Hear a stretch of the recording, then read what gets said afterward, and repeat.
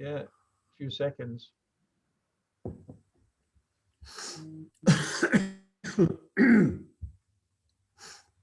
Good afternoon, and a big welcome to all our viewers from wherever you are. My name's Mick Napier, and I'm speaking on behalf of Stop the JNF, Stop the Jewish National Fund.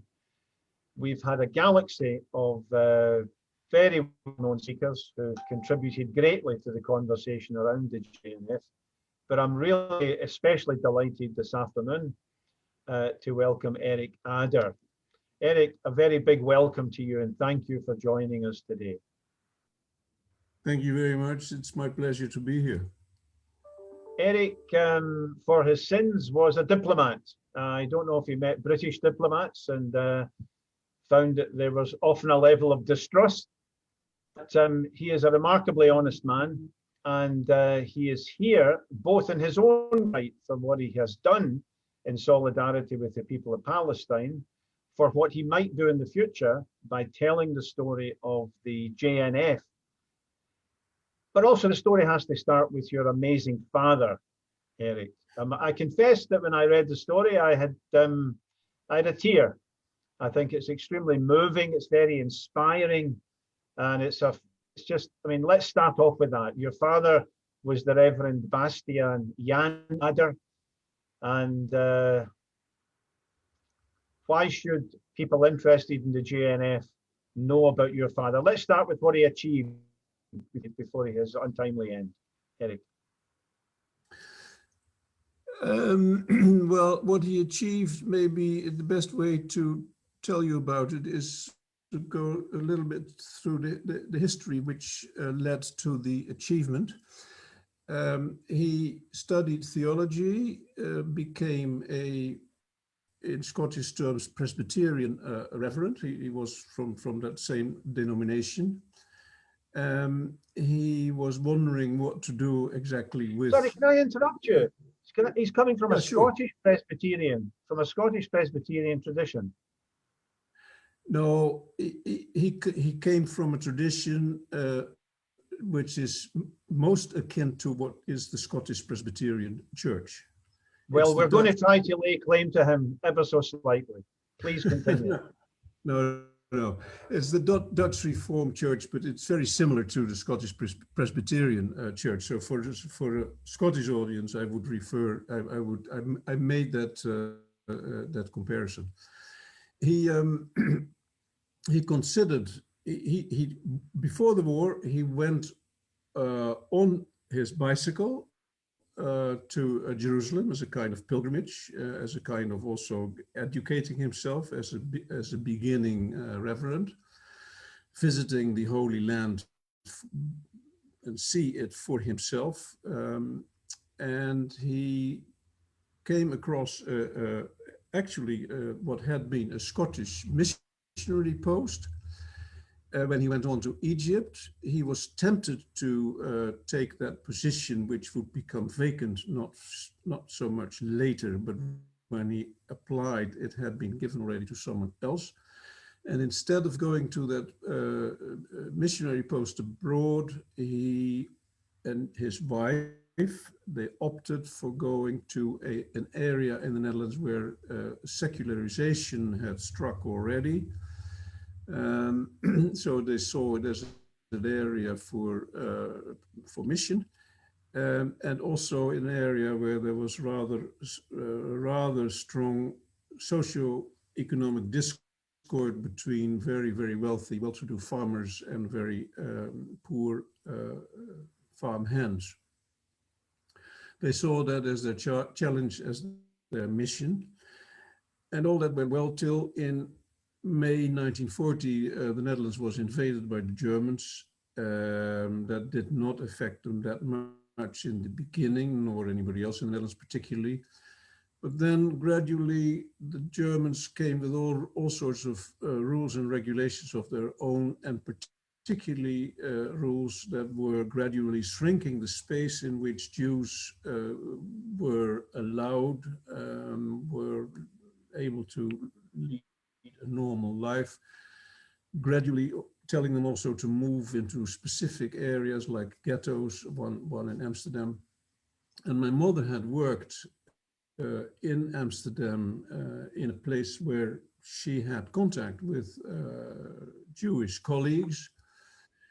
And with the pressure increasing on the Jewish community, one of these colleagues, former colleagues, asked, I said, I'm in dire need of shelter. Can I come and stay with you? My parents thought about it, knowing that they would endanger themselves, but at the same time knowing that their Christianity and their mission, their belief would make it impossible to say no. So they said yes.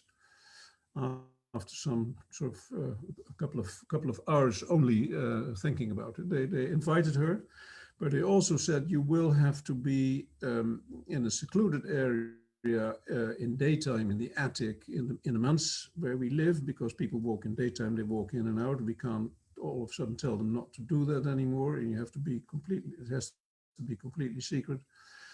So because you're there alone all by yourself, we suggest that you bring someone else that you can get along with very well to break the loneliness. Those were the first two people that came into hiding, and it gradually grew to 8 people who structurally sheltered under that roof. But meanwhile, my father had already discovered, had stumbled across a situation. It was called the Jewish Hospital in Amsterdam, where he was supposed to go and get a nurse to bring her in from Amsterdam into safety in the area where my parents were living. From the perspective of Amsterdam, a rather remote corner in the north, far north of the Netherlands, close to the German border. And he was supposed to get her, and found the situation there so desperate, where people were all on sort of lists to sooner or later to be transported to Germany, Poland. Nobody at the time was absolutely certain what was going to happen to them, but that fate would be very, very bad was already was clear. Extinction camps was not so clear. Anyway, my father then started, when the capacity of their own house, the manse, was more than filled, overflowing, so to speak, with 8 people, started to try to find other addresses where he could bring people to. And it started, of course, in his own parish, people he could trust. Which year is this, Erik? Erik, which year is this? It started in the summer of 42. So the first people who came to shelter, that was in the summer of 42. And we know this is the same time as the final solution was being organized, although nobody knew about it. Yeah. Yes. No, yeah. It sort of had the transports had from the Netherlands to Eastern Europe had already had started, and so some people were taken away already, and there had been all sorts of issues around taking the Dutch Jews. Taking them away, deporting them. So by 42, summer 42, this was going on already in a fairly big way, and that also means that my parents, fairly quickly had demands filling with these 8, and then my father then had to start looking for other places where he could bring people. But it was not only a matter of taking people there, finding shelter for them, but also to find food for them, because there was a distribution system, you would only get, of course, coupons for people who legally existed, not for people who were in hiding. So there were all sorts of issues around. It was not simply putting people into your house, but it was also a matter of looking after them. And then, of course, sometimes these were supposed to be safe houses, but there were traitors around, so sometimes a house was not safe any longer, detected that it wasn't safe, so people had to be brought to other places, which had their own risk, because you had to transport them, you could be caught, there were checkpoints along the way, etc. So it pretty soon it became almost a full-time job for my father to organize the safety of more and more people under his wing and his organization that he had created around him. To cut it short, by the end of his work, by the time he had to terminate, he was caught in July 1944. But by that time, he had somehow, and with the help of very many other people, of course, managed to help bring his people into safety. Some 200 to up to 300 Jewish compatriots. I was fairly astonished to find this figure mentioned in the documentation of Yad Vashem in Jerusalem, who has done research on it. So that is rather large-scale work, bigger than I had actually had expected. I had thought in terms of tens, not hundreds. But that's also, of course, this work was all done in maximum secrecy, and my mother knew about what was going on in the manse and a bit around it, but she didn't know about the big scale at which she ultimately had been operating either. What happened in and around the manse I know about because my mother wrote a book about it from her first-hand knowledge. But what I learned about my father's exploits is partly because I found letters that he had written while he was in prison, which had been smuggled out, and also testimony of people that I met later and talked about him. So all in all, my parents, between them, and particularly my father, and with the help of a lot of people, managed to save about 200 to 300 Jewish compatriots, risking his own life in the process, of course. He was betrayed, caught, severely tortured to squeeze information out of him, which failed. Can I ask you two questions, Erik? Can I ask you, this is a huge number. Your father, was he a free agent? Was he organizing this as a separate group, or was he connected to the Dutch resistance, the wider Dutch resistance? It's not a central question, but I'm curious to know. No, I think he was, he started as a one-man band, and the Dutch resistance gives the idea that there was sort of a overall organization, but it was very fragmented. There were loose networks, but there was also an interest, of course, in keeping them loose. Because if you would do it all centralized, the risk was that with all the failures that there were all the time, you have to realize people were improvising this. Nobody had been trained to become effective in a resistance and how not to get caught, etc., etc. So it was trial and error, and the stakes were high. But one of the things they learned very quickly, of course, is that the smaller you kept the circle of people who were knowing about things, the safer it was, which also makes it rather difficult, made it rather difficult after the war to try and find these connections between people who were helping each other. But surely my father was connected to other people who were working on the same purpose. I think mainly from church circles. But I know, for instance, also that he had connections in a totally opposite part of the country, in the very south, because he had been asked to come and work there. He declined. He wanted to carry on where he was working.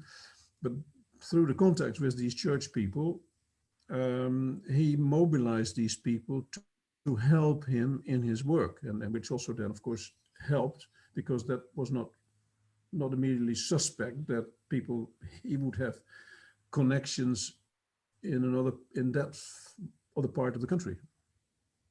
So your father's driven by a Christian ethic to defend his Jewish other citizens who have been hunted down by the SS for brutal punishment and finally for execution and extermination. Yeah. He's captured, and he's captured by the Gestapo, and he's killed. Yeah. Yeah. Yeah. Yeah. No, he was. I mean, if you want to sum it up, the story of the Samaritan, how do you say that in English? The story in the Bible where the Good Samaritan looks after a person robbed and wounded, lying by the roadside, needing attention. Someone from another tribe, not of your own tribe. Simply, that's the commandment. Love thy neighbor, and also love thy neighbor if it's not your neighbor, if it's a stranger. This is well the second highest command in Christianity, isn't it? And they felt compelled, as simple as that.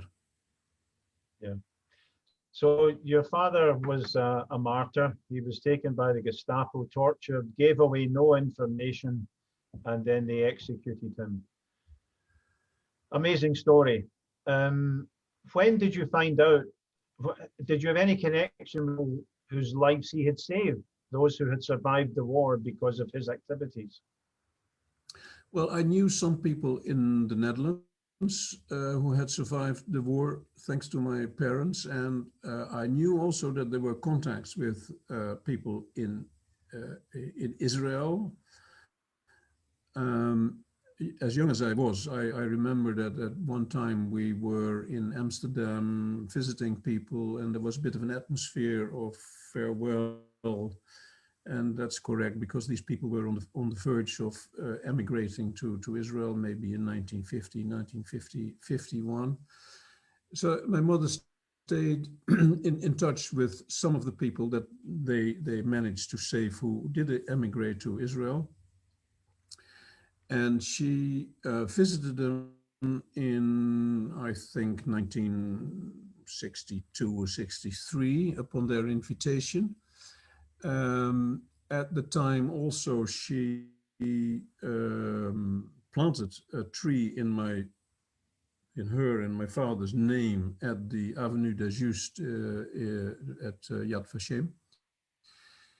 And she was also invited to be present and to the unveiling of the commemoration stone for my father at a forest planted by the JNF in my father's name, not my parents' name, my father's name, southwest of Jerusalem, where mainly grateful people who hid with them had survived, had donated trees in his name in honor of his name, as a token of gratitude. I believe then you set out for Israel yourself, but you decided not to fly in, but to travel overland, and that challenged some of the views that you held. Have I got that right? You got that right, absolutely. My mother, was very well received there, but she came back with the stories that were that we all knew at the time in our part of the world, that Israel was a country, a miracle, a country, an empty country for a people without a country, who had built up a great and sort of egalitarian society, tabula rasa, a new society. And she had no idea whether that might be another side to this coin. And of course, I was interested in what was happening there as well, and the fact also, of course, that we knew people there. In those days, it was not so unfashionable either for youngsters to go and spend some time working in the kibbutz in Israel as volunteers. Those who did, they would fly there. But I had, I found I had two reasons not to go and fly, but go there hitchhiking. First reason was a bit of a craving for adventure. And the other one was that it was also fairly appealing to travel there in the traces of my father going overland. And that has been a defining moment for me in the sense that by doing so, I traveled also through Syria, Lebanon, Jordan before, and the West Bank, which was then still part of Jordan, to Israel. And by doing so, inevitably, I came across people who had been living in Israel, this much admired country that I was heading to, had been living there and were expelled and were denied the right to go back to where they came from, and that they were living in poverty, take their means of livelihood, their land, their orchards, their etc. They'd lost it all and were poverty-stricken, dependent on charity from United UNRWA, etc. These were not stories. These were things that I was seeing, witnessing with my own eyes, and it was a rather painful experience to come across this other side of the story. Anyway, having seen all that, I crossed, and I was very warmly received by some of the people who had hit with my parents. But when I talked about my travels, the adventurous travels, they were not so interested in hearing what was the situation on the other side of the border.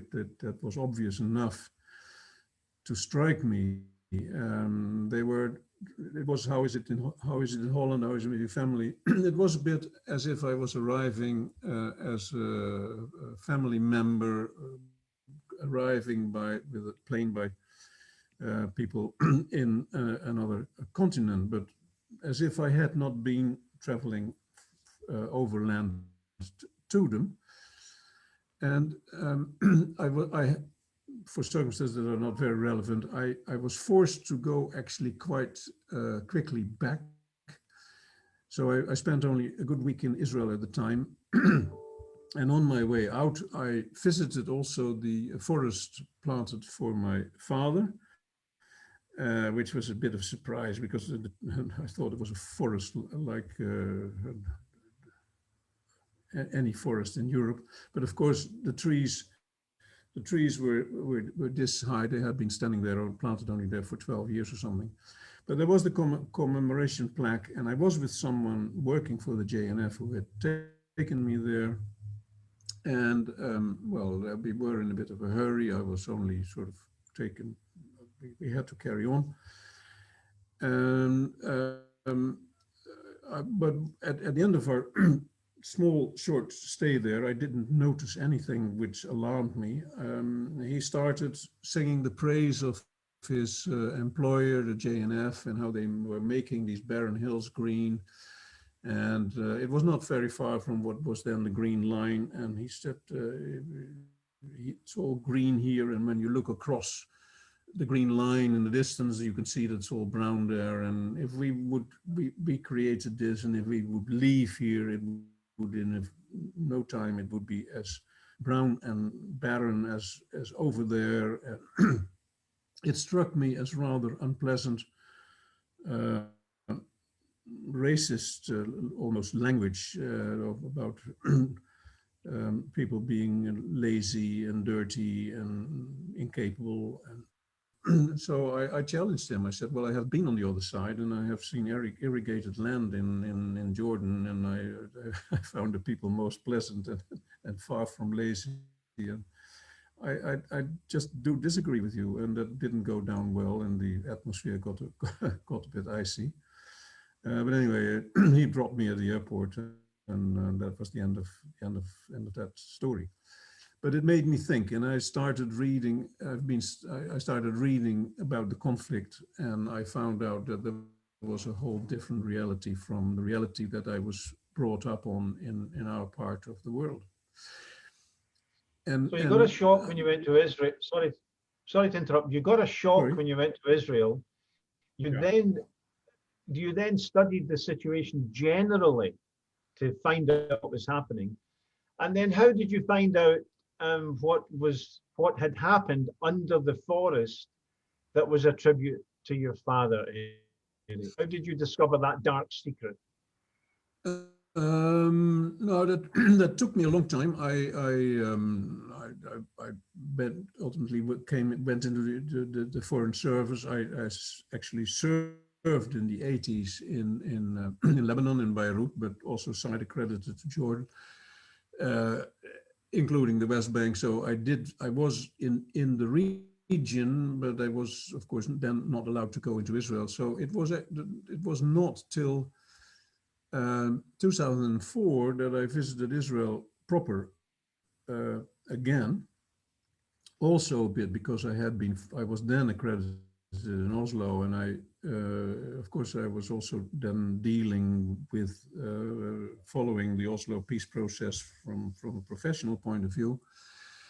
And yeah, I thought from literature I knew a lot. From reading the papers, I thought I was fairly well informed on the actual situation on the ground, but I still felt the need to go and have a look for myself, realizing that I hadn't been there for so long. So I went in 2004. I went to Israel briefly. In 2005, I went again. But I didn't go to the forest at the time. I had other interests. But in 2010, I went again and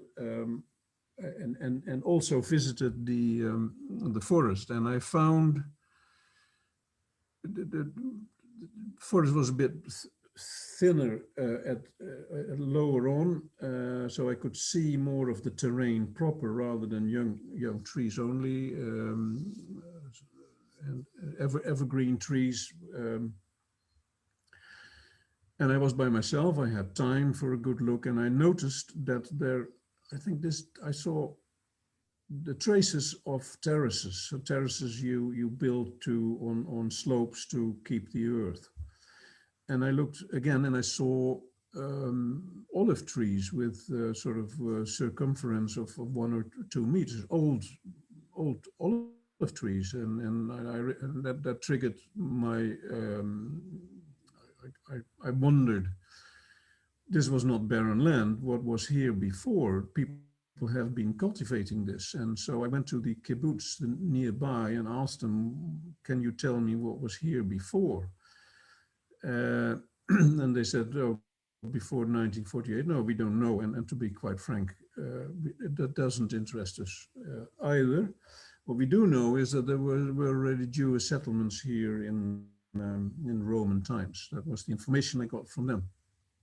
I asked the JNF in Jerusalem, told them that what I saw. Oh yes, I must say also that I had been in the Galilee and had come across a commemoration stone in a forest as well for people similar like my father from Amsterdam, and I knew I had found out by people who were locally displaced and were not allowed to return to their area that this was a cover-up to cover the land of people that were forced to live 5 kilometers up the mountain. It was in the Carmel region.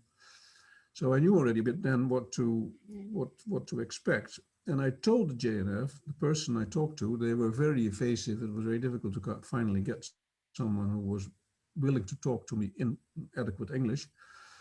That no, they didn't know. They knew. Of course, they knew the spot, but they didn't know what there was, and they would find out for me. And now they would phone me back, and I was still a couple of days there, but they didn't phone back.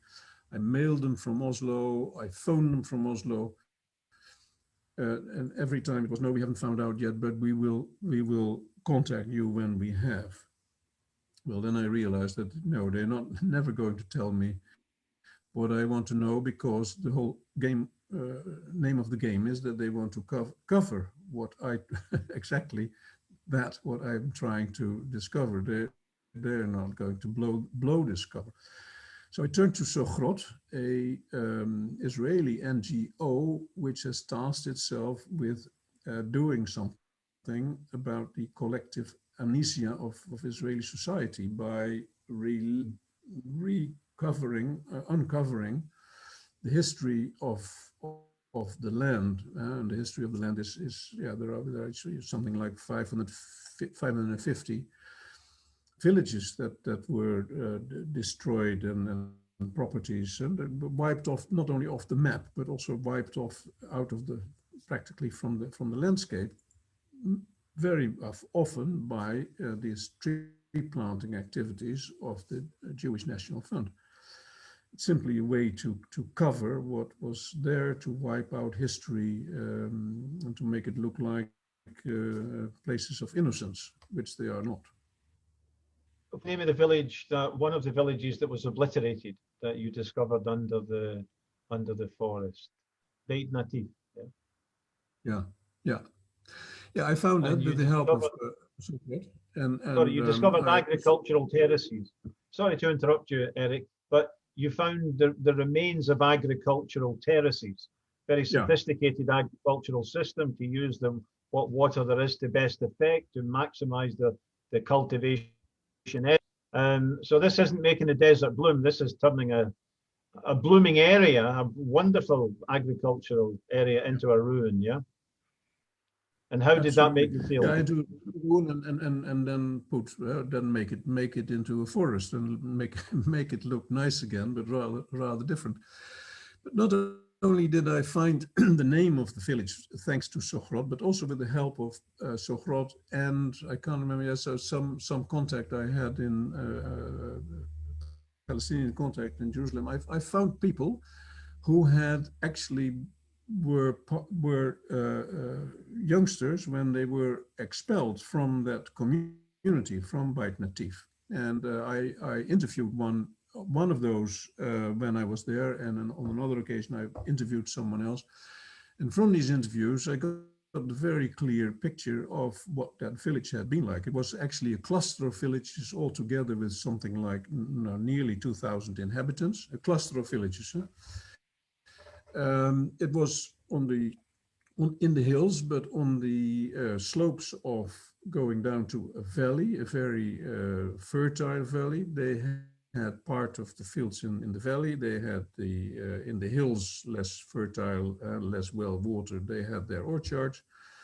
They had grown vegetables, wheat, barley, olives. They had a spring of natural water.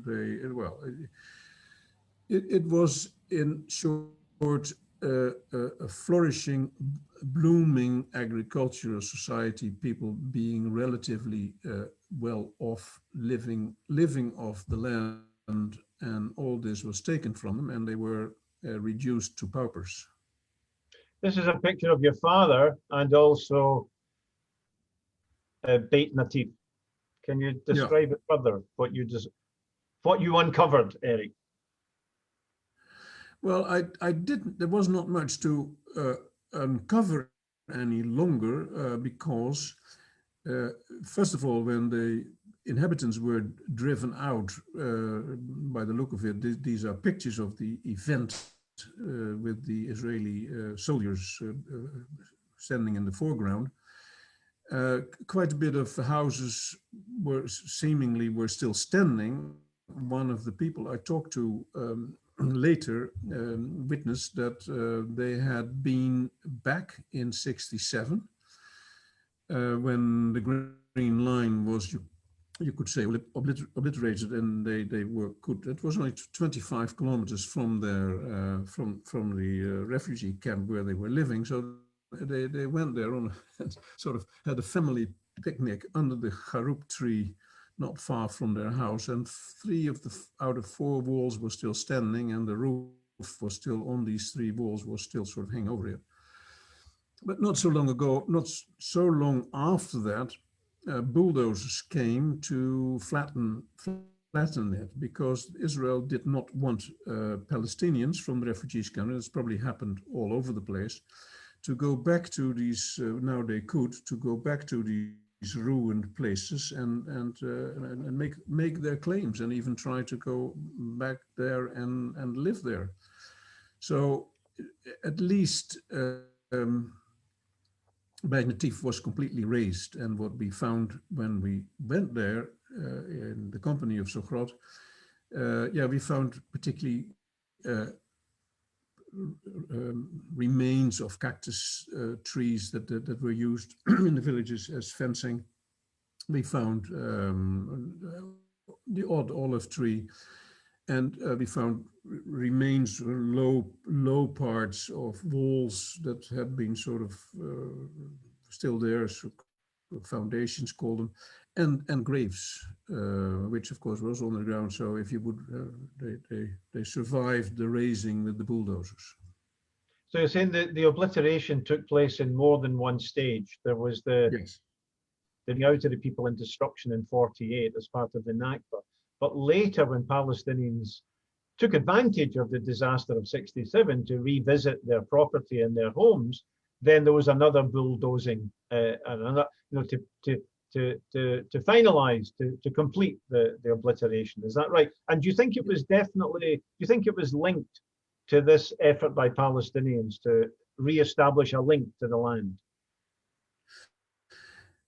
Well, that's what they told me. So I suppose I have no reason not to believe that, because the Israelis, of course, had a good reason to fear that now that the border was there wasn't a border any longer, that all of a sudden, and there were a lot of refugees in the West Bank,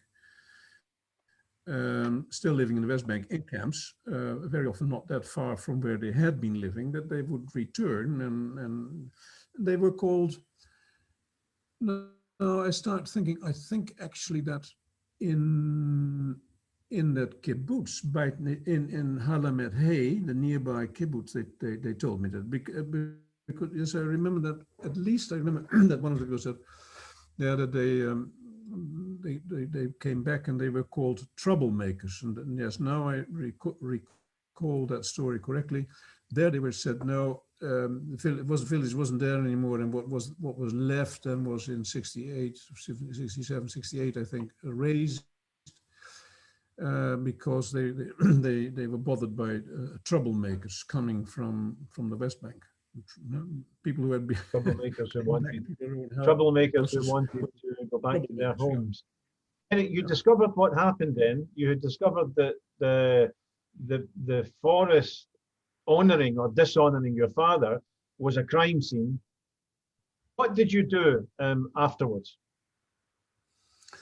Well, I of course, I expressed my deep concern, disappointment with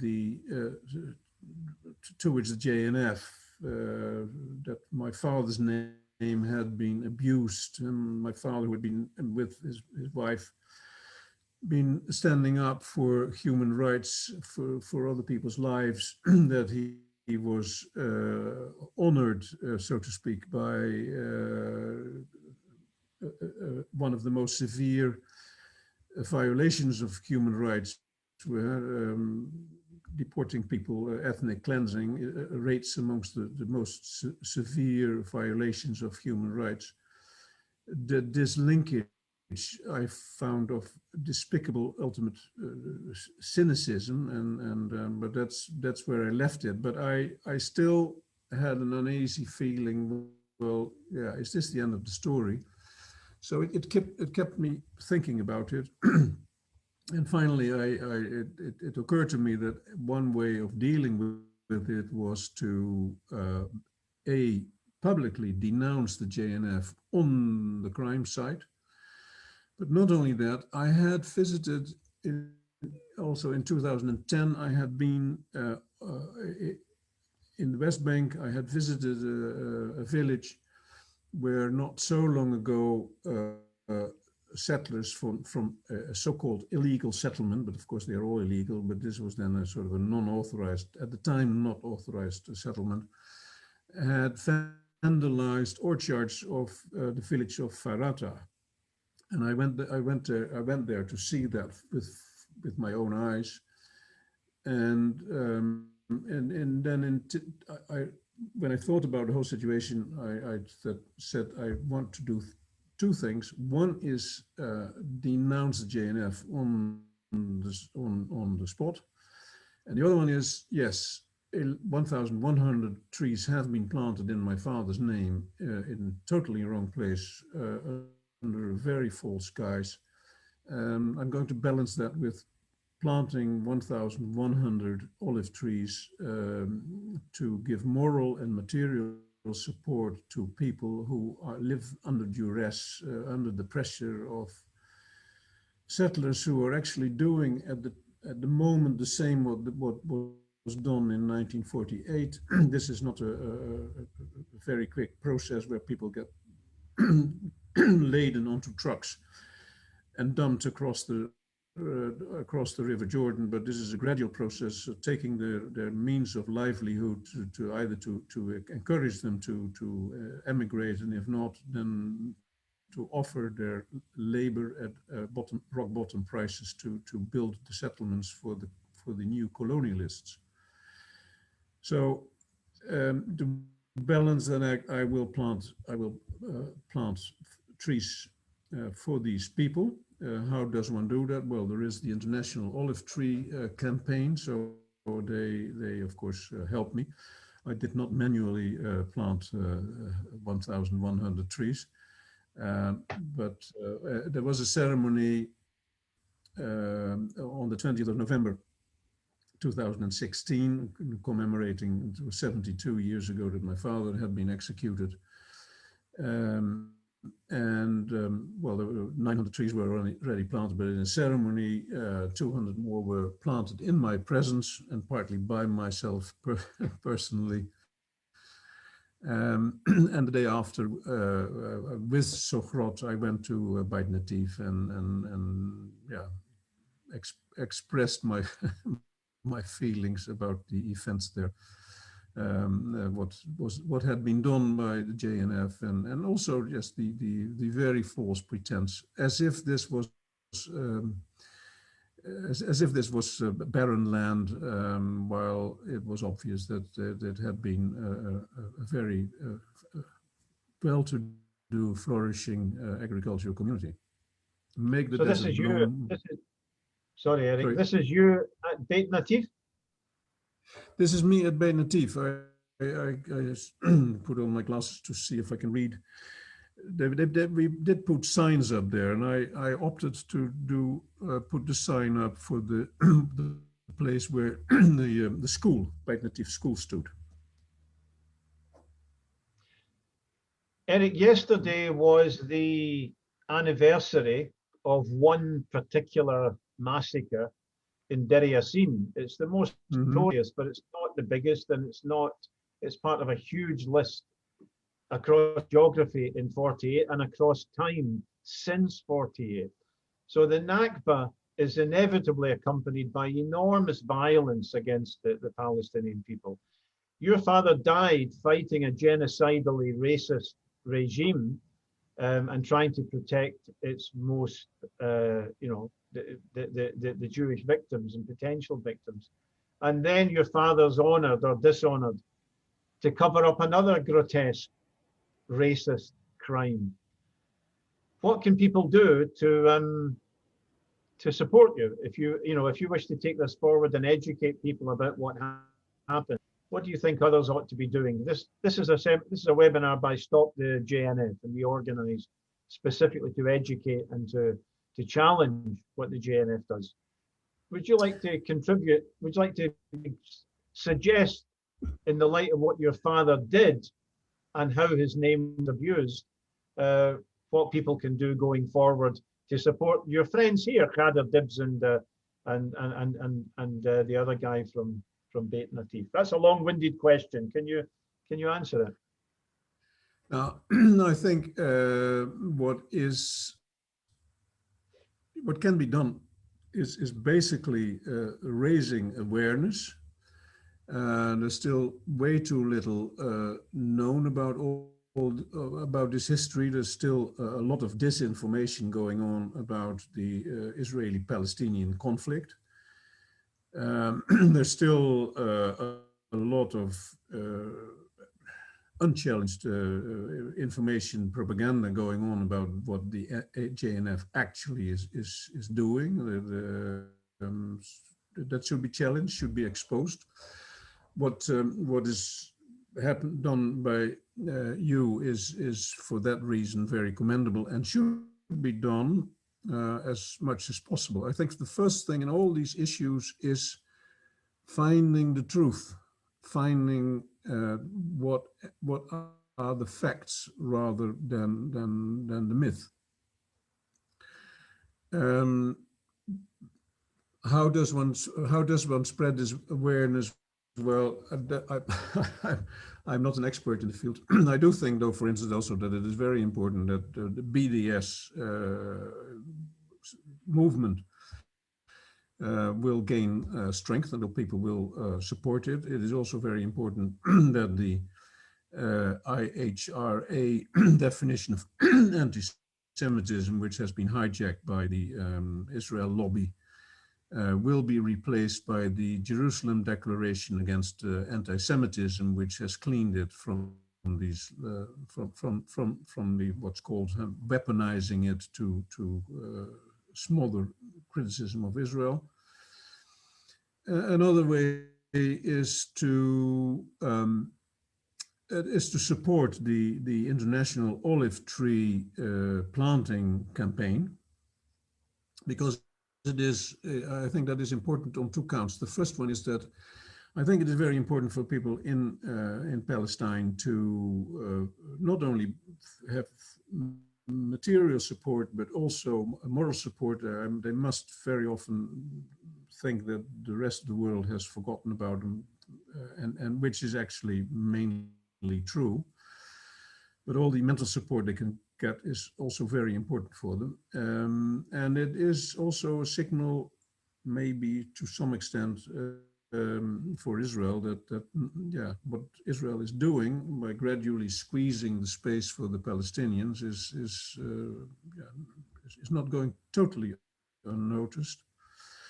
But it is a bit symbolic.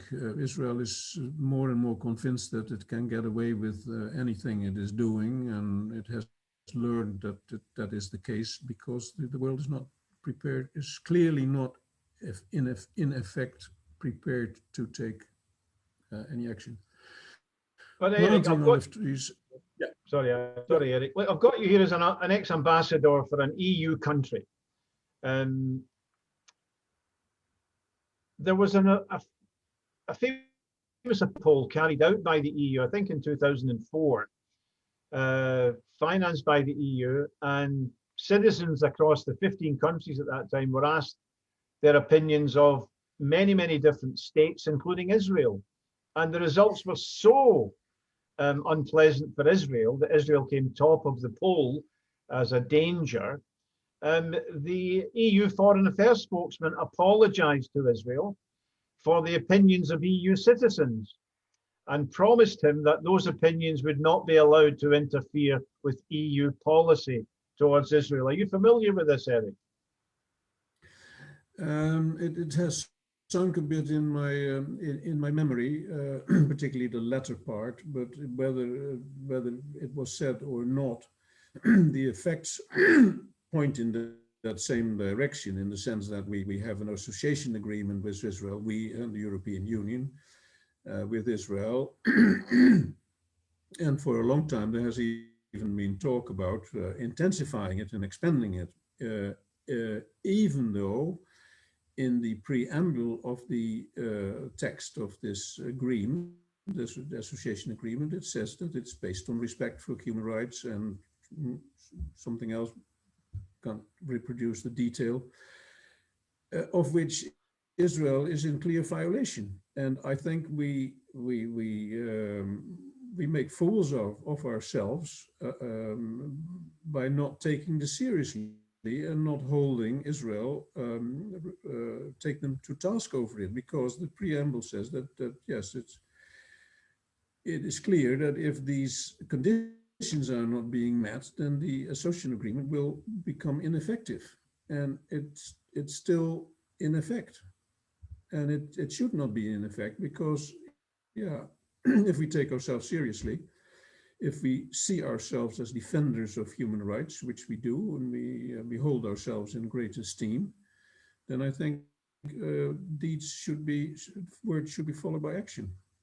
I don't know, Eric. I'm speaking to you from Britain, and Boris Johnson's our leader, and I'm not sure we hold ourselves in great esteem. That may be that may be questionable. Eric, the abuse of your father's legacy is not unique to the JNF. There is, for example, a Coretta Scott King JNF park in Israel, under which terrible massacres took place. The ruins of Ain al Zaytun, where a terrible massacre took place of scores and scores of people. But they tried to appropriate the memory of an anti-racist icon such as Coretta Scott King. Your father fits into a wider path. Would you like to comment on that?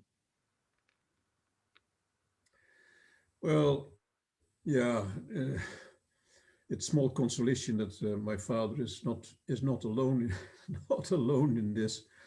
No, it confirms a pattern, and the pattern is that it is, as I dubbed it already, it is utterly cynical, and there is no shame in these actions. And if the context I've had with JNF here in the Netherlands, I mean, first of all, my actions were reported at the time in one of the national newspapers, and the JNF sort of was asked for a comment on it alongside what was reported from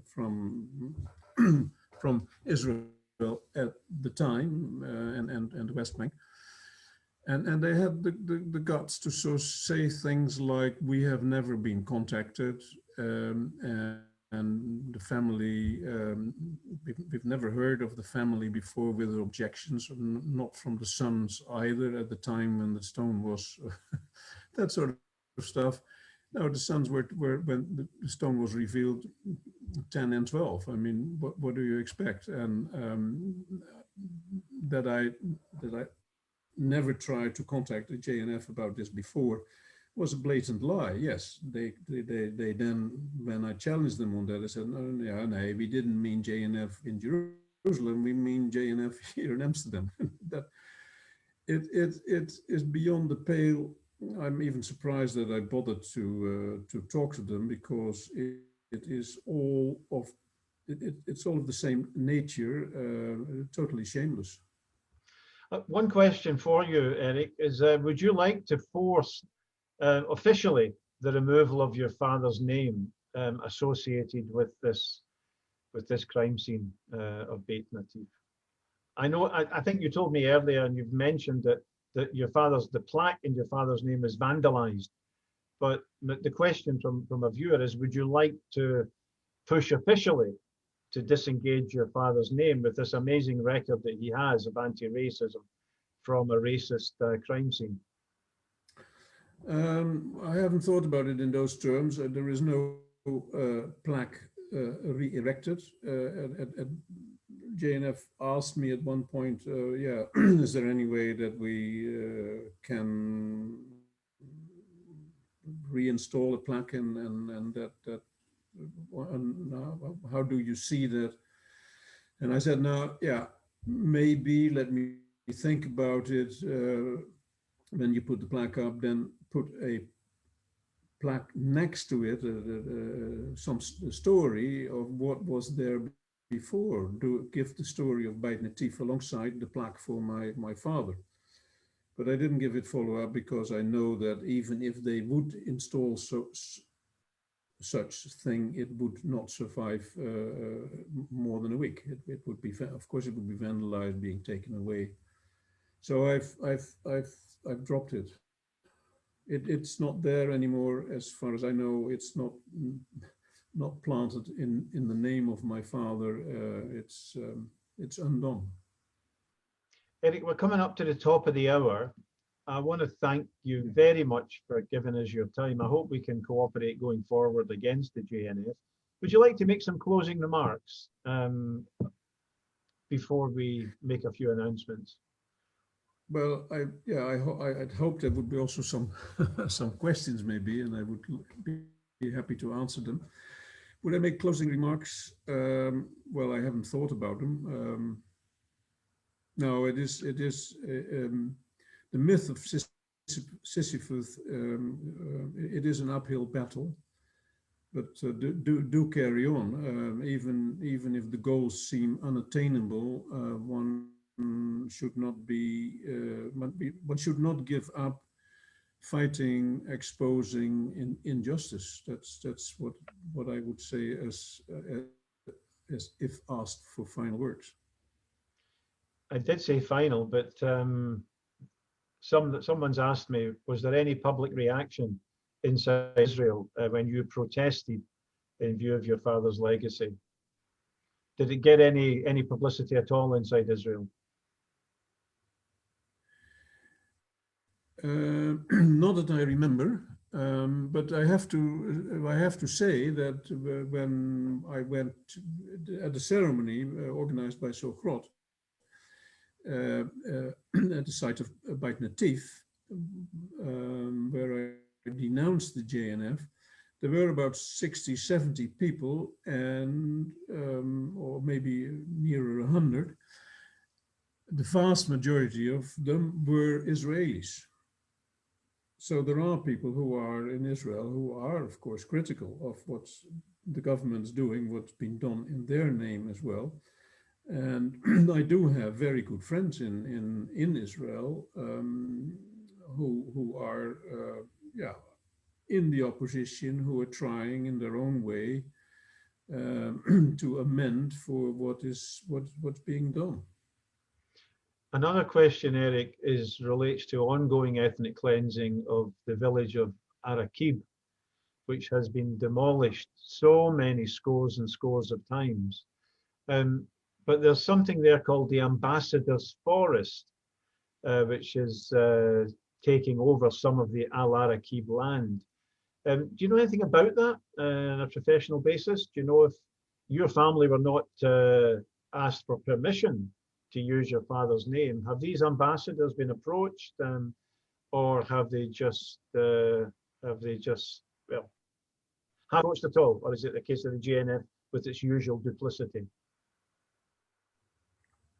No, I would expect that they all have been asked, and I expect that for many of them, the answer might not have been voluntarily, but they have been under pressure of their governments who sort of feel that they have to stay on good terms with Israel, because this, of course, it's the JNF, it's a Kwango. Of course, this is all supervised by Israel proper. So I don't know about it. What I do know is that when I went to Al-Arakib, I saw a forest being planted there on the soil of these Bedouins who are supposedly being driven into townships. There's no other word for it. That I saw that they had planted in the name of God TV. I thought it was from American evangelicals, but it turns out to be an originally British organization. God TV donated 1 million trees to make the desert bloom. Well, that's it's always the same story, taking other people's lands and cover it with trees. Also, talking about the JNF and all the lies they've always been spreading, that I was always told that no, we have no activities in the West Bank, only in Israel proper. Well, that's obviously also not true. They have been planting, and they continue to plant and be instrumental in dispossessing the Palestinians. Erik Ader, it's 2 minutes to 4 UK time. Once again, thank you very much for joining us today, telling the story of your inspiring father. I know he was the main driving force. Your mother played a very important and brave and courageous role as well. And perhaps we can return to that time in the future. Thanks very much, Erik, for joining us today. Friends, Erik's discussed. Please feel free. I hope the next time we will talking will be on the occasion of the translation of my book, which is partly covering the things we were talking about today. Please keep us informed and we'll promote it. I've It's an amazing story. Friends, Erik spoke about the forest of his father's, the forest in the name of his father over a crime scene. We alluded to the Coretta Scott King forest, which covers 6 different villages actually, including one in Alsace where a massacre took place of Palestinians in order to drive them out. We also know about other forests, for example, the Memoria forest, supposedly there to honor the Jews butchered by the Argentine junta during the dictatorship, but which is up the fact that many of the torturers of those same Jews were trained by Israel. Israel was the major arms seller to the Argentine junta, the biggest of all those selling to it. They filled the gap caused by a US Congress arms embargo. So shamelessness in covering up crime scenes across the whole of Israel, but also covering up crime scenes in Argentina and appropriating the tradition of anti-racism by Coretta Scott King and by the Reverend Bastiaan Jan Ader. They lie, and it's absolutely shameless, as Erik Ader said. Friends, please get in touch with Stop the JNF, Scotland, UK, international, wherever you are. The JNF is a charity in almost 50 jurisdictions worldwide, and we exist to campaign to remove that charity and also to challenge the JNF whenever it organises openly to fundraise for ethnic cleansing in Israel-Palestine. Palestine is not just a small country far away where terrible things are happening. The trail of accountability leads back to our doorstep, to our MPs, to our governments. And if you think that the main patron of the JNF in the UK is Tony Blair, you realise that this is something that maybe requires your, maybe has a call upon us to think about it. Friends, thanks very much again.